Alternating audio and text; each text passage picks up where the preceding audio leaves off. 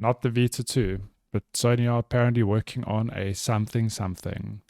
Yeah, on something. So this is so we're looking at an article from Kotaku, but it's based off of a report by Tom Henderson at Insider Gaming, which basically says yes, Sony is working on a new handheld, and no, it is not anywhere close to what the Vita is or what a Vita successor would be. So apparently this is codenamed Q Lite. It will not work offline or like a traditional cloud gaming handheld. So you might be thinking at this point, well, what the fuck does it do then? Because if it doesn't work offline, doesn't play games natively, and doesn't cloud stream games, well, what does it do? Well, it seems like the sole purpose of this handheld is to stream games remotely from your PlayStation 5 at 1080p 60 frames per second. Apparently, it will be an 8-inch LCD touch display, so that's already kind of a bummer because the Vita was OLED. It's got adaptive triggers for haptic feedback and include what you come to expect from a handheld. But it volume is buttons, speakers, literally, and audio jack. It's quite literally being positioned as, yes, this is a device you will use to stream from your PlayStation 5, which, okay, there's two scenarios here. This thing comes out and it's $100. Yeah.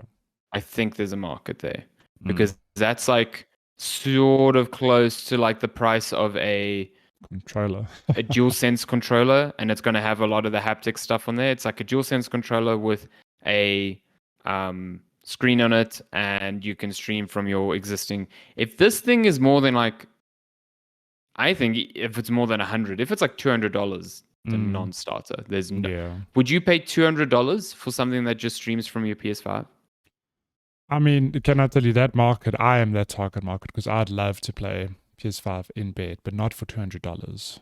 Exactly, that's my point. But also, I think you said it on our Discord. You said it's streaming over the internet? Yes. So well, that's how remote play works. Yeah. No, but I mean, it surely with this device not have a concession of, oh, you're in the same house as your PS5, will connect via Wi-Fi. Like, surely for latency purposes. If I'm not mistaken, no. So it will connect via Wi-Fi. It will connect over the internet over your Wi-Fi network. Like that's how. If you take your phone out at home and use remote play, that's what it's doing. It's using the same Wi-Fi network to make a more direct connection between the two. But there's still latency. Yeah. Like there's definitely still latency between those two connections. Like Jeff was saying that he has remote play working on his Steam Deck and the latency is terrible. Yeah. Like it's the same thing. So I don't, unless they've done something with this device that's special, I don't think the PS5 itself has hardware that can facilitate like creating its own Wi-Fi network that then you connect to that network. That would be a far more direct connection because then it's like, well, you have to be within the vicinity of your PS5 for this to work. You know, so this market is getting super strange to me because you've got the Logitech G, which is $350 and all it does is cloud gaming. I'm just like, who wants that? Like, that's like borderline the same price as a Steam Deck, but it doesn't do any Steam Deck things, you know. So I don't know. Razer's making one that starts at like $400 for the same thing. That's just like cloud gaming stuff. Wow. So this all just tells me that people should buy a Steam Deck. If we've crunched the numbers, we've looked at all the data, just buy a Steam Deck does all of this and you get PS5 remote play on it. And if PS5 remote play works pretty badly on Steam Deck, I can almost guarantee you, unless Sony makes like improvements to actual remote play, it's not going to work as well on a Sony device just because it's a Sony device. You know, it is brushing up against the limitations of compressing game data, feeding it through the internet, and then decompressing it on the other end. I do know. like go for it. No, they just need to make something that makes it more plausible than like, why don't I just do this with my phone and a controller? Well, that's what I was going to say. It's more ergonomic. Well, that's not good enough if the gaming experience is shit. So. Because this is how the article ends. It says, and in a way, Q-Lite already exists. It's called my smartphone, which currently supports true. PS5 They're correct. Like, if it's using the exact same protocol as one that's on your smartphone, load up your smartphone with remote play, give it a go. Is that gaming experience what you expect? Or is it kind of shit? Because if it's kind of shit, that's what's going to be on this thing that you'll pay. That's why I'm saying price is a big thing. At $100, like Maybe, $100 is within the ballpark of what like a backbone controller costs to attach to your smartphone. Yeah. Then you're getting into cool, maybe I'll do this because it's just nice to have an integrated device. But if they come out the gates with like $300, which I suspect, I'm almost certain this thing's going to be like $300. I know. Like you're insane. Sony's insane to try something like that, but we'll see. Apparently, we'll see it either late this year, early next year. Who knows? Sure. His reports also said a PS5 Pro is coming out at the end of 2024. So I don't know. What do you think about that? That makes sense. I mean, I think they did it last gen. The PS5 would have been 4 years old by then. Yeah. I think it's so different though compared to last gen. Like the PS4 and Xbox One came out and felt old immediately, and I feel like we haven't even seen what these new consoles can do. So yeah, it's true. To like dangle a Pro in front of us just seems weird. Yeah, like, no, that's fair. We haven't even made the move over to these new consoles completely yet. No, like, nah, please. Yeah. They're gonna do it anyway. They're definitely gonna do it. But yeah. Well, keeping with the handheld news, Asus is doing a Steam Deck competitor, and it was not an April Fool's joke. What is this thing called? The ROG Ally. ROG-Ally. ROG Ally. Hang on, Republic of Gamers Ally. Hang on, there's an actual page that I haven't looked at yet. Let me just pull it up. Oh my god, I'm from neither of these countries. I'm from Canada. Let's go. Okay, never mind. So this is a pretty chunky little Windows device. I personally think it looks very not ergonomic, but I mean, the Steam Deck from pictures looks very not ergonomic, and it actually feels quite nice. It's nice in your apartment. So so it will run Windows 11 and run like some proprietary Asus software on top of that to act as like a hub for launching games and changing device-specific settings. This is sort of like how the if you've ever heard of the Iron Neo, there's sort of like other Steam competitors that are actually pretty good. They kind of do this. They have like some software that's overlaid onto Windows, and you can it kind of works. It's like Windows is not designed for this sort of thing. It's very different from Steam creating a whole operating system for the Steam Deck to work off of, which is a much more seamless experience. Yeah. But yeah, so YouTubers Dave Lee and Linus Tech Tips, they actually got hands-on with this device, and they couldn't share performance numbers. Yeah. But they shared like specs of the screen, so it's 1080p as opposed to the Steam Deck's 800p, which I think don't know about that. Yeah. And the refresh rate goes up to 120, which is kind of neat because games don't have to run up to there. But if you even have a game running at 30 frames per second, but your refresh rate is set at 120, it's going to feel more responsive, like input latency wise. So that's cool. There's also RGB lighting because of course there is. But yeah, because they can't like share specific specs. I watched the Linus video. He was kind of coy. He was saying like you could get up to double the performance of this running the same game on this than you would on the Steam Deck, but at the same time, this thing goes up to 35 watts of power consumption, whereas the Steam Deck tops out at 15. So by traditional computing methodology, if you throw more power at something, it will be able to put more performance. So like that to me doesn't actually tell me anything, because also 35 watts, then I want to know what the hell that does to the battery life, because the Steam Deck running at 15 watts, if it's running a demanding game, lasts 2 hours. This thing's running at 35. I highly doubt they can fit a much bigger battery into this thing. So, and also at 1080p, you're compromising performance. Like you're getting a much bigger display, much crisper, but 1080p from 800p on something that's using like graphics chips that are this small, like it's a big jump. So it's way more the Iron Neo like ran into this exact problem when they put out 1080p devices, and when you're running them natively, they run pretty terribly. So I just want to know what the price of this thing is, because if it's similar to the Neo and it does have the same specs, the recent ones that came out were over $1,000. And again, like we were just talking about, that's a non-starter against the Steam Deck. It can be 3 times as fast as the Steam Deck. That's But when it's 3 times the price, that's insane. like, come on, like who's spending $1,000 on a computer handheld? I don't know. That's that crazy. Is a super not me. Like, I'll tell you that much. Yeah.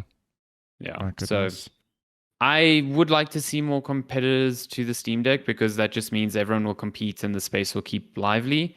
I do think that everyone trying to throw their hats into the ring with this shows that Valve made such a fucking great call. They did, yeah. And they hit the sort of performance to price ratio perfectly because people are struggling to match it. Yeah. So, but that's cool. On that, I want to ask, I mean, I don't know if this is actually known, but are Valve then not making the Steam Deck at like a huge loss because they know they're going to make it up in software sales? Like I actually don't know. Like any tradition, like a Sony and an Xbox, I think historically you always make a loss in the console, but you're going to make it up in software. But I mean, if the Steam Deck is as affordable as it is, they must know, like, we'll make a huge loss in this, but we sell so many damn games anyway. Yeah. Like, I think they can afford to do that because it's similar to, like, exactly as you said, like a console where if they sell it at a loss, they know that, cool, we are making 30% on every game sale on this thing anyway. In Valve's, in Steam's case, it's slightly different because it's not a lockdown system. So you can still buy games not on Steam. You could potentially have break it open, someone on a Steam Deck never ever purchasing anything from Steam, and I'm sure they've factored that into the equation. But they've done what, you know, the likes of Netflix and Spotify do, where yes, you can pirate music for free, but it is so much more convenient to just buy it. Yeah. And it's so much more convenient to buy it on Steam's store because it works immediately with the Steam Deck. You know, trying to get, like, I got the Epic Games Store working on the Steam Deck. It's a pain. It boots funnily. It's weird. It's like, it's enough of a pain that I'm like, I'm just going to rebuy this game on Steam. And that's what they've done very, very well. So amazing. It's like intentionally designed that way. Yeah. I mean, they're like, yeah, you can fuck with Linux, but like, we are not going to put additional work to make these launchers like work super, super well on our OS. Like, that's your problem. And like, fair game to them, they don't have to. And some people don't give a shit. Like, they're like, whatever, I'll just load my games this way, whatever. But yeah, I don't know. I actually don't know if they're selling it at a loss, to be honest. I haven't seen any of that reported, but it wouldn't surprise me. Oh, also would not surprise me. Shall we touch on local news quickly? Electronic Arts has terminated game distribution in South Africa. Sorry, why is this cropped funny? Which is, I suppose, kind of knew this was a long time coming, but it's surprising nonetheless. You can no longer buy, well, at some stage you're going to be unable to buy physical EA games in South Africa. It's digital only. And I know Jeff was saying this all, you might think like, oh, what does it matter really? Like, digital's the way to go. But it does then kind of destroy the whole secondhand marketplace on EA games. Oh, yeah. And he was saying it's going to have a huge impact on the FIFA scene as well, which it's like things I wouldn't have thought of, but yeah, that's true. Also, he mentioned the FIFA scene is kind of the one that I'm like, that's a real bummer because like the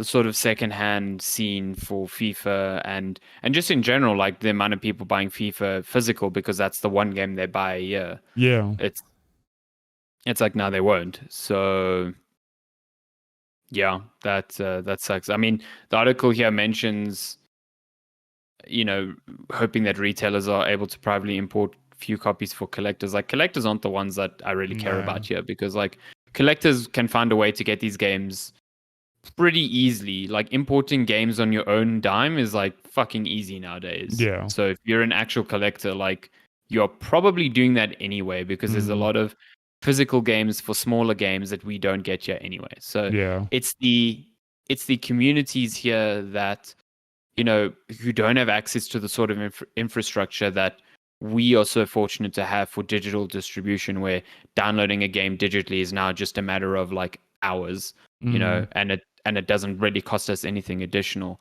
You go to communities where they were buying a copy of a FIFA or a any of the EA's big sports games or online games for multiple people to play, Yeah. it's like impossible now. Yeah. And that sucks. That fucking sucks. So yeah, I do think this is going to affect retailers, like you said, because the secondhand market is a big thing for the likes of like a BT Games or something. Yeah. And I think a lot of the secondhand stuff is like a new FIFA comes out, the old one gets traded in, and a lot of people Someone have been else will waiting for buy the old it, one to yeah. pick that up. Yeah, and that's all just not gone, like eradicated. So, I wouldn't be surprised if you see in a year or 2 years, like retailers here stop accepting EA games for like trade-in, because like their value is just going to diminish with no real upside to them. Oh, they're gonna skyrocket. I don't know. Yeah, collector's items. Yeah. My goodness. But yeah, that sucks. It is noted here in this article by Glitch that retail copies were routinely much more than their digital counterparts, and yeah, that could just be with the pricing that was given to local distributors who were Prima at the time by EA. So I don't think it's a necessarily like, see, they were trying to take too much money from us at physical. That's why they're gone now. It's like, no, that doesn't work like that.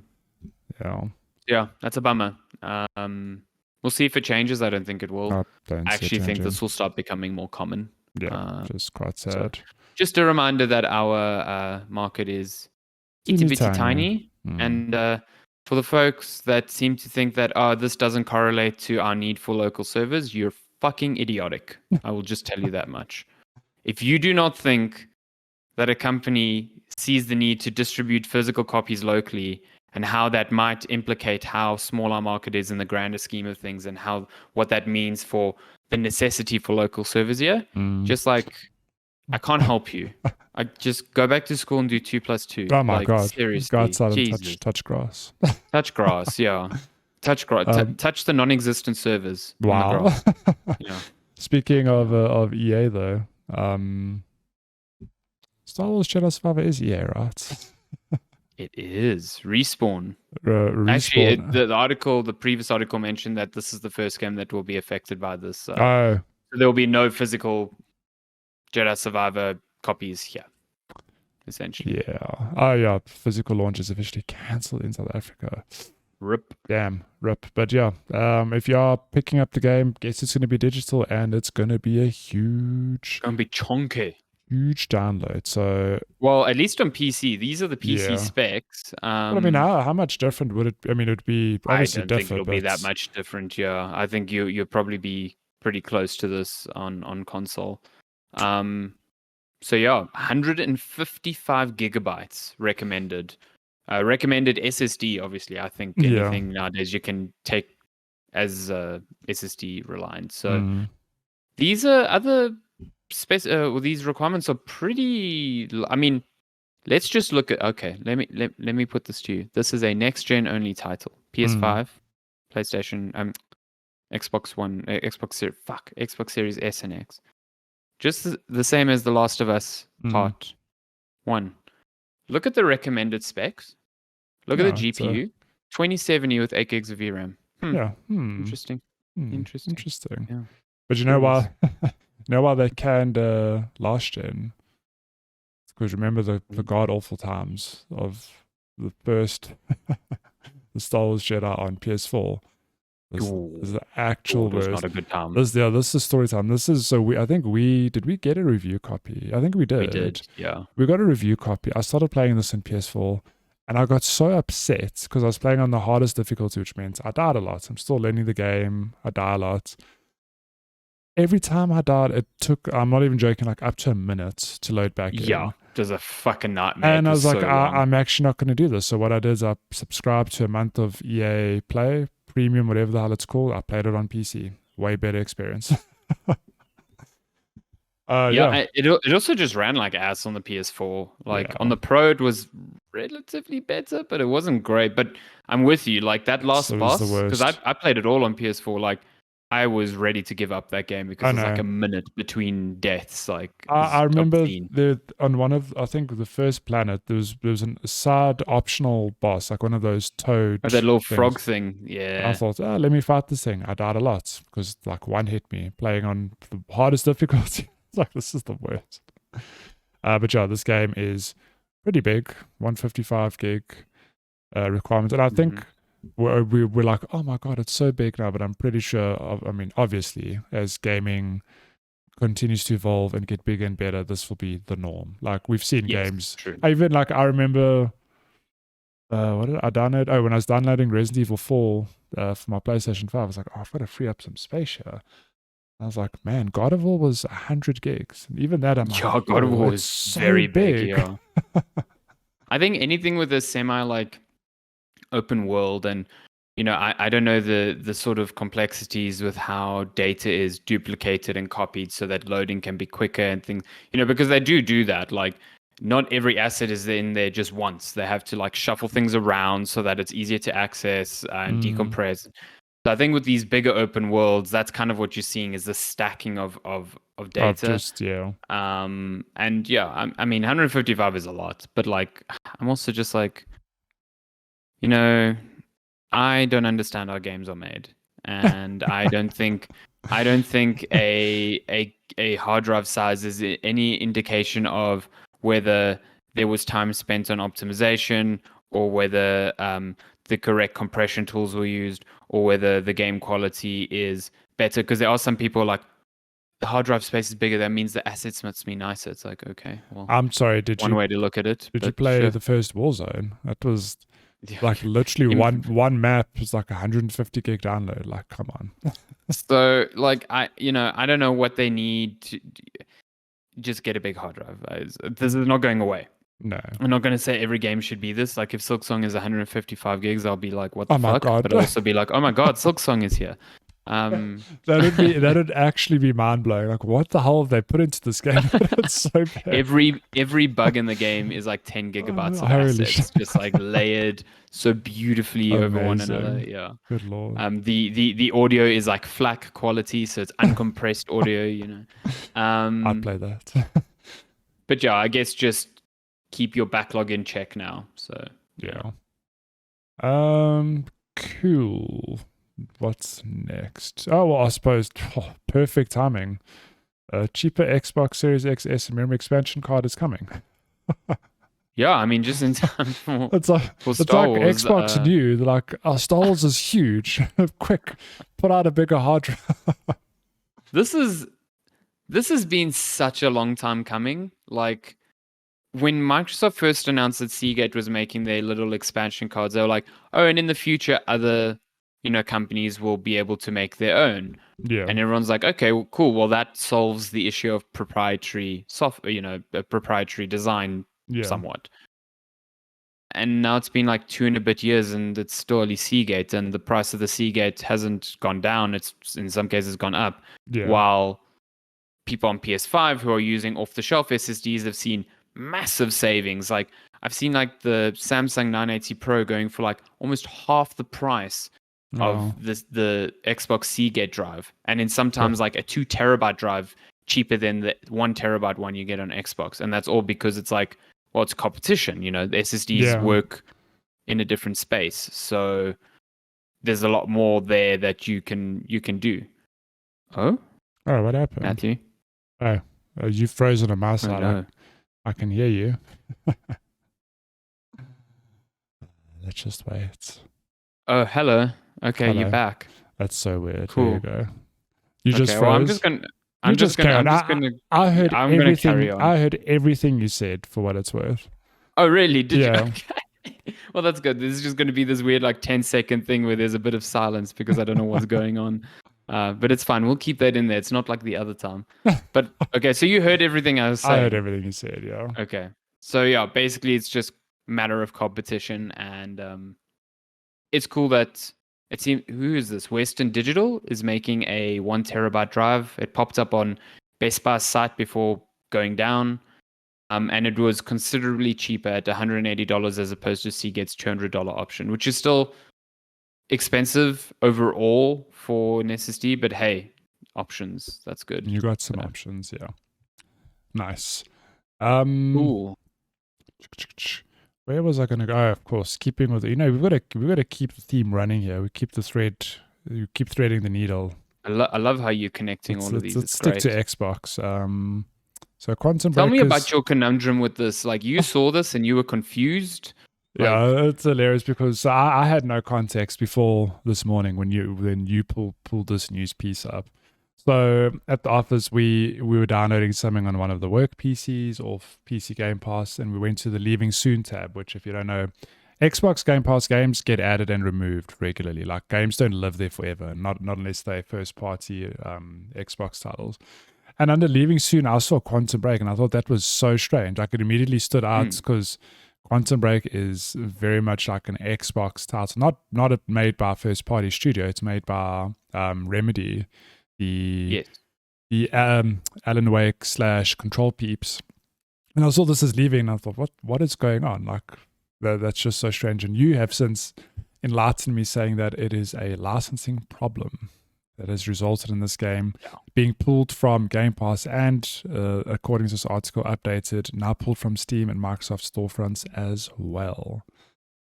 Indeed, yeah. What licensing issue is it? Like, do we know? I'm not entirely sure. I don't think they've actually said. I think people just realized that it's similar to you, popped up on the Leaving Soon, and they're like, that's an exclusive. Why is that happening?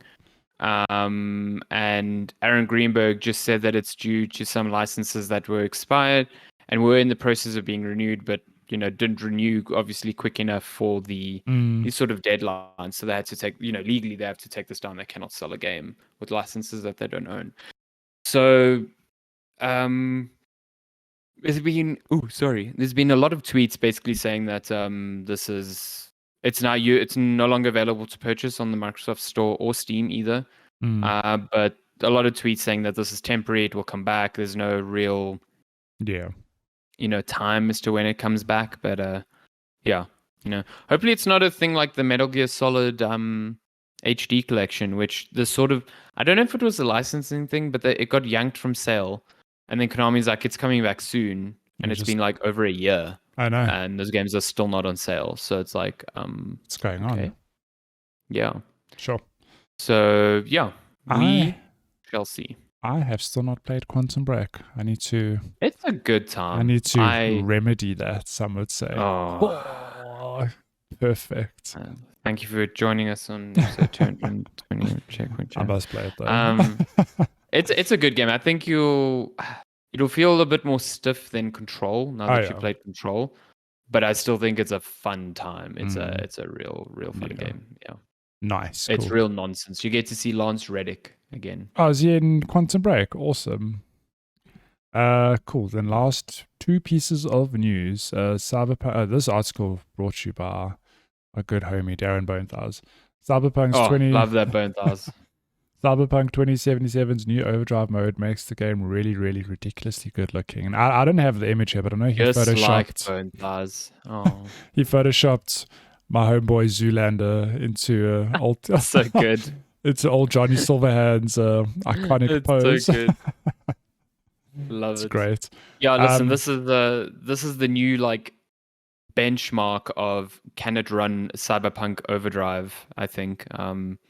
This is all path traced ray tracing, so it's like way more like intense and way better because there's so much more data it can gather. But boy, this thing is gonna melt your GPU. Is this update out yet, or is it still coming out? No, it's coming 11th of April, I think. I mean, so they show here DLSS 3 on a 4090 playing Overdrive at 4K. It is barely above 19 frames a second. And it uses DLSS 3 to basically like jippo like frames and make the frame rate. I really I think DLSS 3 is cool tech. I really hate what it's allowed NVIDIA to do for marketing. Yeah. Because they're just like, DLSS 3, look at the frame rate, it's now 100. And it's like, there's been so many videos that show that sometimes that frame generation produces some weird ass results. So it's not an apples to apples comparison in my view. No, but I mean, like even with my experience with DLSS, you put it on and like, oh wow, it runs smooth, but my screen looks muddy, for example. Like it's, I don't know. Well, I think DLSS 2 works really well if you keep it at like a quality or balance Yeah, mode. Like you keep as it on soon one as you of go to those. performance, it starts getting a It's bit like, yeah. ooh, you can tell. But DLSS 3 is literally making frames of games like, so in between the ones that are coming from your game, it is injecting an AI generated frame in the middle. So instead of 2 FPS, you've now got 4, but only 2 of actually comes from your GPU. And like it works. Like if you watch breakdowns, like it's actually really, really good in most scenarios. But there are instances where, like, say in a quick camera cut or a quick frame cut, it has no reference from the previous frame, so it doesn't know what to generate. So it just generates nonsense. And like, because if your game is running really fast, you'll probably not see it, but you can see it, and when you see it, it looks fucking stupid. So this is one of those moments where, growing up, we saw Star Wars and all these like sci things going like, wow, we'll live in that future one day. But of course, or even Back to the Future, flying skateboards. Wow, one day, haven't seen it. But there are moments in our lifetimes where things happen. You go, oh my god, like I'm living in the future. When you say that DLSS is literally injecting a frame into other frames, like wow, it's literally incredible. That's why I say it's disingenuous of them being like, look at this, we're taking it from 20 FPS to 100. It's like you're actually taking it to 50 with DLSS, and then you're doubling that because of frame generation. Yeah. So, amazing. Yeah. But they're like, no. It's 400% performance improvement. It's like, no, it's not. No. So I would love to give this, because our work PC that we got for game capture has a 4080. Oh, please try it on so that. I really want to, and we've got access to Cyberpunk, compliments of John Michael's Steam account, so we can definitely give this a bash. I'd love to see it. The ray tracing in this game is one of the few where, like, there are a handful of games where I say you absolutely should take the performance hit and play with the ray tracing on, and I would say that's Control, and Cyberpunk is another one of them. Like Cyberpunk's lighting is just good, phenomenal with ray tracing. Yeah. And this is just going to hit it up to a new level. I think it's going to look cool. Nice. Definitely going to melt. Like, we'll play at 10 frames per second. Will be great. Yeah. You only need 1 frame for a photo mode. That's all I'm saying. That's true. No, I'm gonna get that tattooed on me. That's like some life advice. Please don't. I need to give it some thoughts and reword it, but yeah, only 1 frame is needed for the perfect photo. Perfect. You don't need 120 FPS for photos. You only need 1 shot in 1 frame. 1 opportunity. Then last piece of news in arsehole news, Monster Energy keeps pushing devs to change their game titles. So I think correct me if I'm wrong, but I know there is an indie studio that has been targeted by Monster. Oh, the game's called Dark Deception, Monsters and Mortals. And Monsters like, nah fam, you can't use the word monsters. How dare you? Like, they own the word monster. Their argument is so dumb. They're like, it could create meaningful confusion between your game and our energy drink brand. How? It's like, how? In what planet? I'm like, even the most unsavvy user on the planet would not like make that distinction. Like, God, it's so dumb. It's so dumb. We're gonna do something right. But do you know who Monster went for previously? It was a few years ago. Ubisoft. Oh my God. Because Ubisoft was making that game Gods and Monsters before it turned into Immortals Phoenix Rising. And they changed it primarily because Monster made a claim on the title and saying that it would be easily confused with their brand. Sorry, I'm trying to do something while you talk here. No, the problem with this is that it's not just like them saying you need to change your name. They're also, I mean, the thread is very good and good on developer Vincent Levings for being like, fuck this, we are taking this to court. Like, this is bullshit. Because Monster are basically saying, oh, you cannot then name anything ever again with the name Monster. You can't like use this and that. So it isn't like change the name of the game. It's like, sign this contract and basically never ever tread on this ever again. Otherwise, you're going fucking down. Like, Oh, so let it your face go. so it's Kotaku has a chair. It says it also forces us to agree to never use a green and white logo on a black background for a game we ever make. So now they own the colors green, white, and black too. Apparently, it's like, Well, have you seen my beautiful Photoshop right here? I did it live. Monster Hunter Rise. I love it. Is that the video game or the energy drink? I can't It's tell, so, Matthew. I couldn't tell them apart. Oh, goddamn. It's so dumb. It's really So, dumb. according to Livings, we're currently in the process of filing a motion for summary judgment to try and stop Monster Energy's legal team from dragging the process out longer and draining our financial resources. Because this is what a big company like the Coca-Cola company would do. Yeah. The motion only has a 50% chance of success and can still be appealed, but it saves us a lot of time if it succeeds. Yeah, so wild. dumb. Wild that big corporations can, literally bully is the correct word. They can just bully you into this because they're like, we have the money to drag this out. Let's go. Yeah. Yeah, and What a weird legal system, hey? Yeah, and it's also such a bizarre thing because what's this game called? Where did I see it? Dark Deception, Monsters and Mortals. Like, you might think, oh, I'll just rename the game, but it's like, you set the precedent. Like, no, get fucked. Yeah. You don't own the word monster. Like, come on. Yeah, you don't own the word monster. Like, they literally do not. So, anyway, Monster is fucking shit. And I hope to God they get nailed to the wall with this thing. And if there is a ruling that goes against them, it sets precedent. Yeah. Done. And they can never do this again. I sincerely hope that's what happens. Oh, that's news.